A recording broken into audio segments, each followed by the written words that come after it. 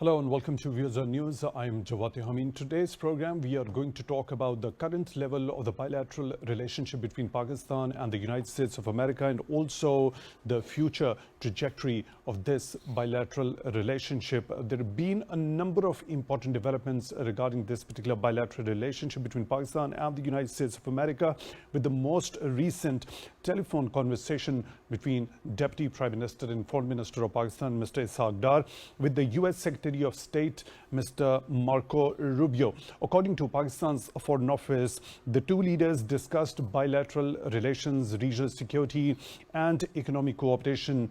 Deputy Prime Minister and Foreign Minister Mr. Ishaq Dar reiterated Pakistan's commitment to strengthening its partnership with the United States of America. Secretary Rubio said cooperation and in economy and trade would be the hallmark of the future relation between the two countries. Also, there was a statement that was released by the U.S. State Department which says Secretary Rubio thanked Pakistan for the arrest and the transfer to the U.S. of ISIS-K operative Mohammad Sharifullah. Both leaders underscored the importance of continued cooperation on counterterrorism. They also discussed U.S. reciprocal tariffs on Pakistan. Also, the prospects of engagement between the two countries when it comes to critical minerals were also discussed. In another major development, we have seen Prime Minister's Special Assistant on Foreign Affairs, Mr. Tariq Fatemi, made an important address at the Carnegie Endowment for International Peace. We'll be also taking important points from that address for discussion in today's show. And to discuss this, we are honored to be joined in the studio by Mr. Khalid Taimur Akram, expert international relations. Mr. Akram, thank you very much for your time, for being with us on the show tonight. Really appreciate that. Mr. Akram, this particular call, we've seen the dynamics of this particular bilateral relationship in the most recent past. There are a number of developments which have happened on this particular front. Now, specifically talking about, this is the first conversation between the Deputy Prime Minister of Pakistan, the Foreign Minister, Mr. Ishaq Dar, and the Secretary of State of the United States of America, Mr. Marco Rubio. The importance and the significance of this particular call at this particular point in time, when there are factors which point to the fact that this particular bilateral relationship is on a positive trajectory. Yes, thank you very much. I must say one thing, that ever since President Donald Trump has taken over the power, there have been number of apprehensions and there have been number of false and negative propaganda on social media which we have been seeing regarding the Pakistan-US relationship. But fortunately, let's start that what all has happened since 20th of January. We have seen President Trump openly thanking Pakistan during his address to the Congress. In that address, he was very open and blunt for all his friends and foes, and particularly he was very vocal about its strategic partner India regarding the tariffs. But about Pakistan, he thanked Pakistan in front of the complete Congress and in front of all the audience, and I'm sure that his first address to Congress was being watched not only in US but very keenly all over the world, because everyone in the world was quite apprehensive of whatever he's going to say. So we have started off with a very good note with the US with the Trump administration. Secondly, during his initial days, President Trump has repeatedly said that he wants the US weapons back from Afghanistan. And if you remember, these are the precise words of Pakistan also.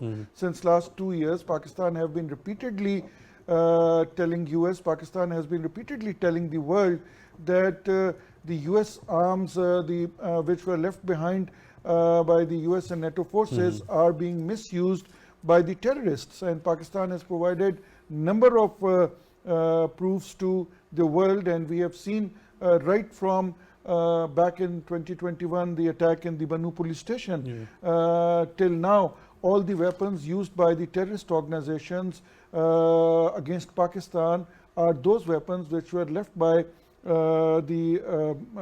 Afghan army, which ran away on 15th of August 2021. So this is the second good thing which has happened. After the US President's address to the Congress, we saw the Secretary of the State, the Secretary of Defense of US, both of them came on TV, categorically thanked Pakistan for the counterterrorism operations. Let me tell you over here that right now Pakistan military and Pakistani law enforcement agencies are battle hardened. We have been fighting against terrorism since 9/11, and this has been our continuous fight. And for acknowledgement coming from US, I think it's a very good sign for us, and it has given a message to the world, and it has acknowledged Pakistan's effort on the counterterrorism thing.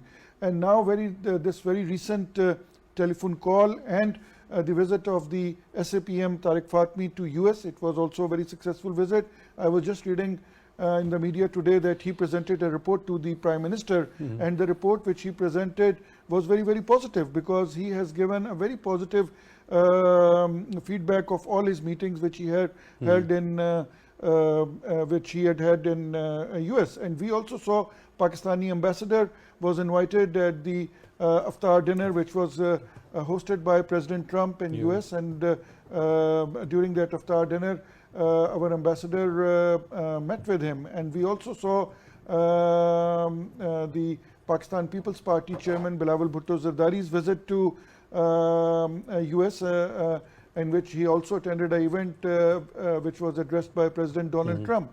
So all these events happening after 20th of January, they are very, very positive.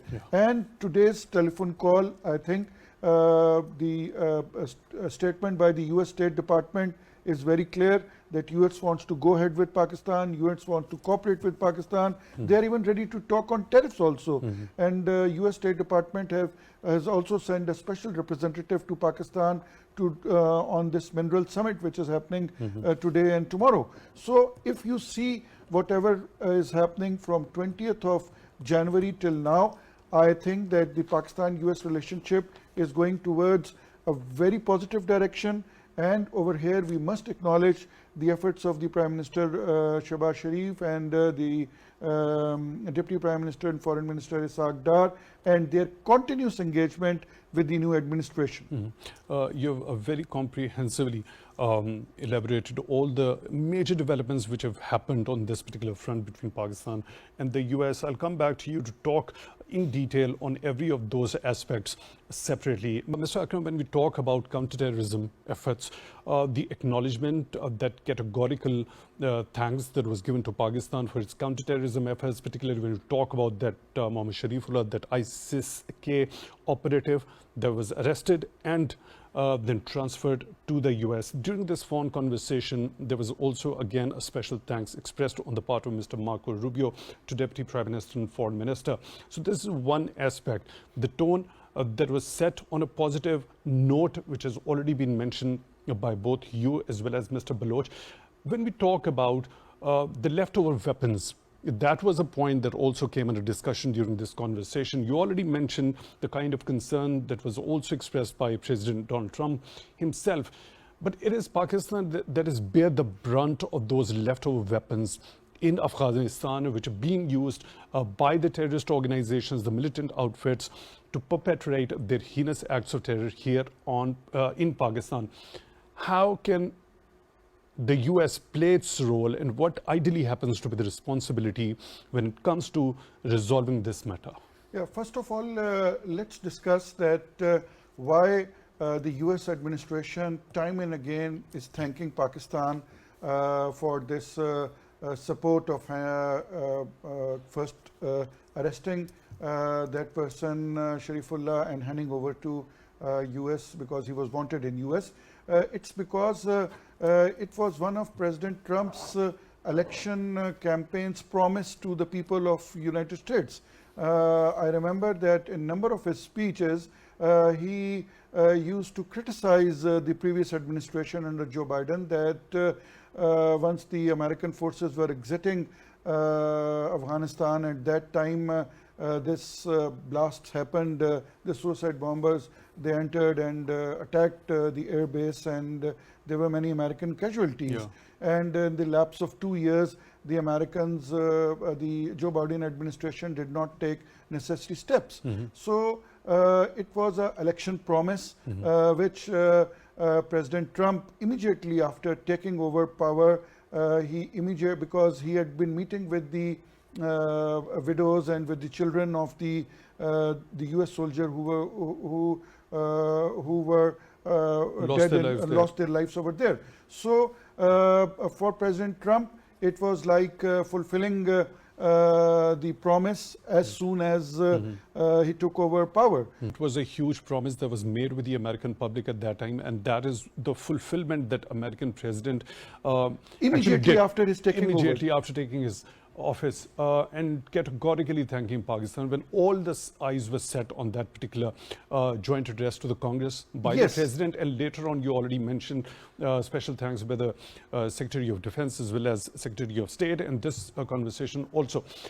And when we talk about Pakistan achieving such a huge feat that actually gave an impetus to that very credibility of that very particular promise and its fulfillment on the part of the new administration, the US is concerned, what should be Pakistan expecting ideally when it comes to dealing with the menace of resurgence of terrorism, especially which is being perpetrated from Afghan soil, which is governed by the interim Afghan authorities, who made a deal with the Americans at that time, and at that particular time the administration was also being supervised as president by Mr. Donald Trump. Do you see any sort of a role ideally being played by the US when it comes to addressing that issue, the major concern of Pakistan in that domain? Yes, we have seen the US delegation visiting Afghanistan, and the US delegation was very, very to the point, and they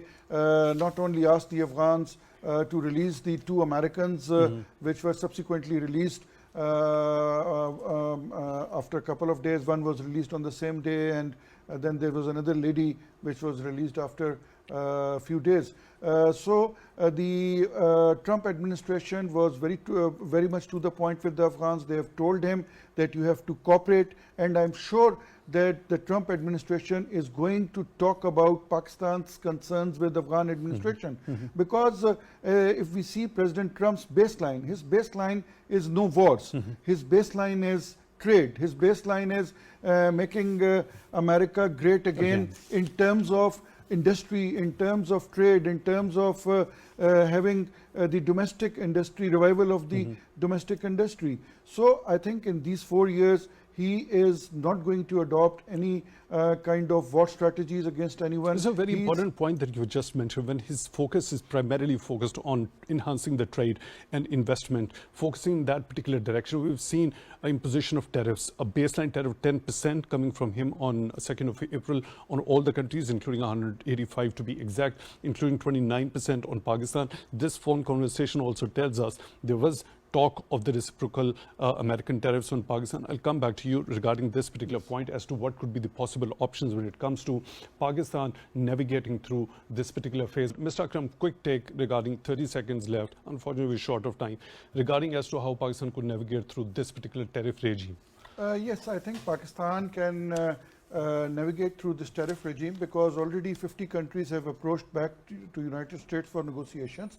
And today, during the conversation between the Secretary of State, he himself mentioned that they are ready to talk about the tariffs, and this is part of the press release of the State Department. So I'm sure that Americans will have a second thought of that, and Pakistan will navigate through this because already President Trump has said that the American government is open for negotiations. Right. Mr. Khalid Taimur Akram, expert in international relations, thank you very much for joining in the studio for this program. With that, we'll come to the end of today's episode. Till the next one, take good care of yourselves.